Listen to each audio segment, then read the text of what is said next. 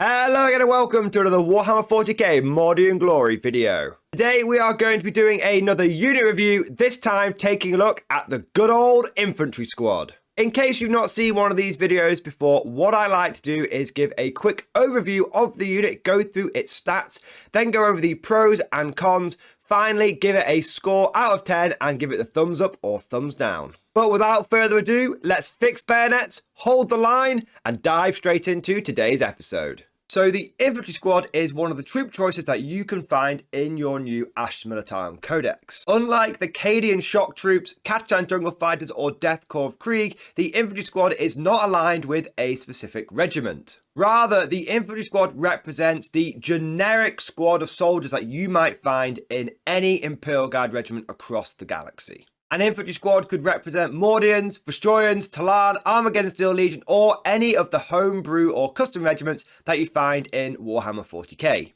They are your standard generic troop choice and they represent your poor bloody dog infantry. Each one of these squads consists of 10 models, 1 sergeant and 9 guardsmen. These models have the fairly generic human stat line. They have a movement of 6, weapon skill 4+, ballistic skill 4+, strength 3, toughness 3, wounds 1, attacks 1, leadership 6, and a 5+ save.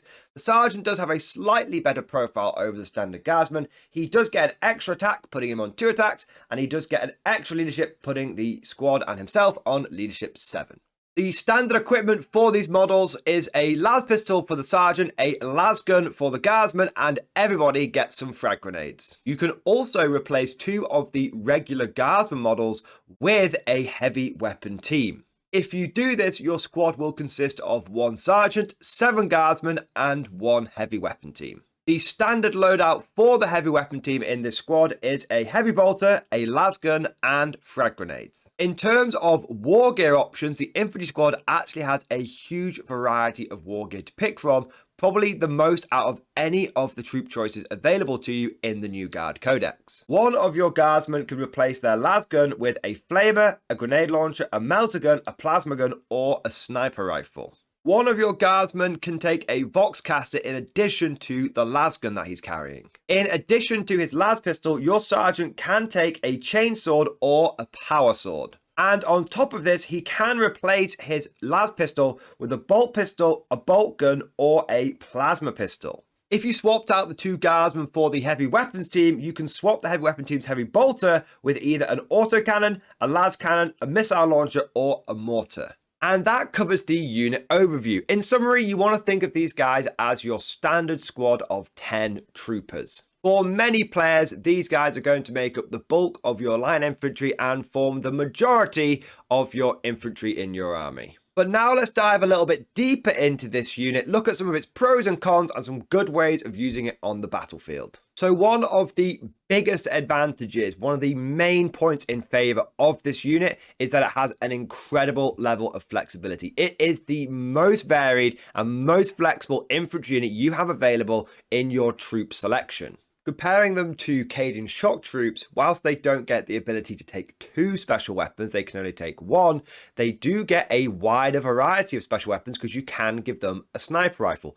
Also, they can take a heavy weapon team, which is something the Cadian Shock Troops can't do. Kathachans can't take them, Death Corps of Krieg, Cadians can't take them, even your Kazakin and your Scions can't take heavy weapon teams. Your Sergeants also have access to a lot more war gear options than many of your other troop choices. Cadian Sergeants can take a las pistol, chainsword, a bolt pistol, or an autogun, but the Infantry Squad Sergeant can start looking at power swords, can start looking at plasma pistols, bolters, and bolt pistols. There really is a very wide variety of weapons that you can equip your Sergeant with. However, I wouldn't say that your Infantry Squad Sergeant is better than the Cadian Squad Sergeant, simply because the Cadians do gain access to that drum-fed autogun for their squad leader, and in my opinion, it is one of the best free upgrades you can give a squad leader.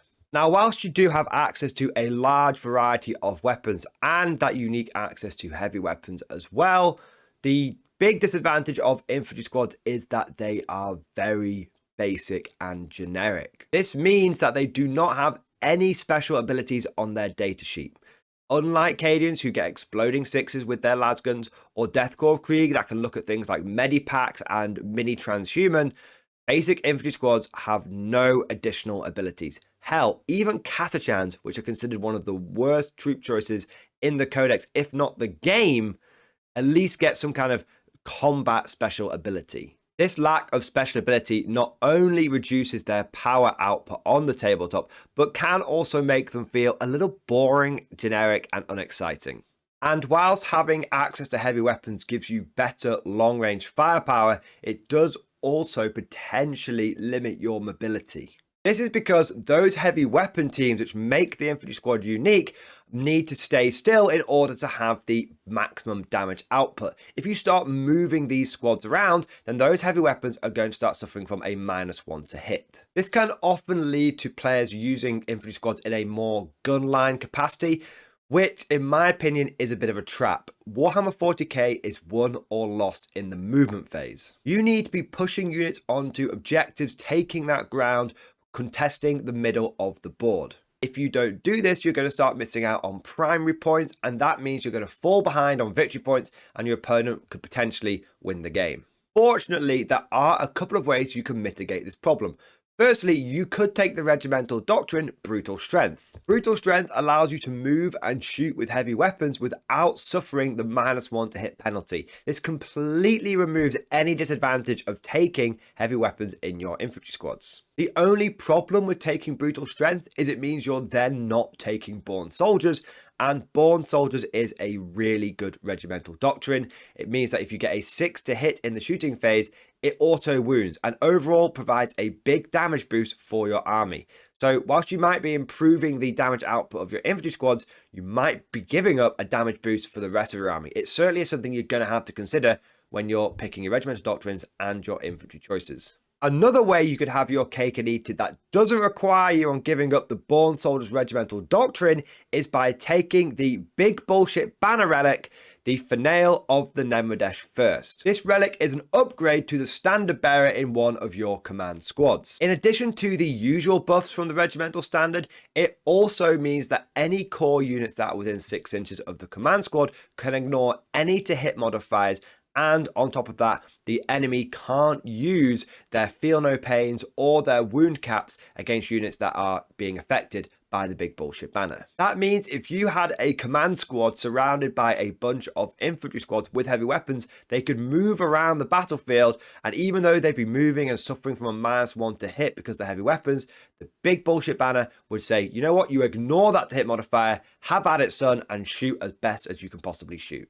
I personally prefer the second option because the big bullshit banner relic is actually going to be your go-to relic for pretty much any guard army that you put together. I personally never leave home without it. It's one of the best relics in the Codex, if not the whole of Warhammer 40k. That means you're going to be putting it in your list anyway, so you're not having to reinvent the wheel, alter your game plan, start putting in whole different regimental doctrines to try and make something work. You're taking a relic you would have been taking anyway, and you're using it to buff units that you probably would have been taking in your army anyway. It just makes it much more plug and play and take all comers. Now that does cover the main advantages and disadvantages of taking the infantry squad, but there are a few other points that I do just want to mention. Overall, I would describe the infantry squad as a more defensive unit. Being able to dig in with that heavy weapon makes them ideal for taking a point and holding it. Unlike some of your other troop choices that may find themselves struggling to get into range with some of their good guns, infantry squads are always going to have a big gun with a 36 or 48 inch range that can supplement your firepower. Their points cost is actually pretty decent. They come in at 65 points, which makes them joint cheapest troop choice alongside the Cadian shock troops. However, like the Cadian shock troops and many of your guard infantry that isn't Death Korps of Krieg, you're going to find these boys are pretty fragile. At the end of the day, being toughness 3, 1 wound with a 5+ save does not mean much in Warhammer 40k 9th edition, and you'll find more often than not that these guys are getting picked up by the bucket load. You'll typically find that your infantry squads will perform much better if they've got some officer and order support. Without it, you have a fairly lackluster profile. Hitting on 4s means that half your shots are always going to miss. You start coming across some dense terrain and suddenly the majority of your shots are going to be struggling to make contact with the enemy. But thanks to having access to officers and things like take aim, you should be able to really improve the overall damage output of these squads. They really do shine when they've got an officer bossing them around, telling them what to do. One thing that's really worth mentioning is that infantry squads have access to a unique stratagem in the Guard Codex. They can use the volley fire strat.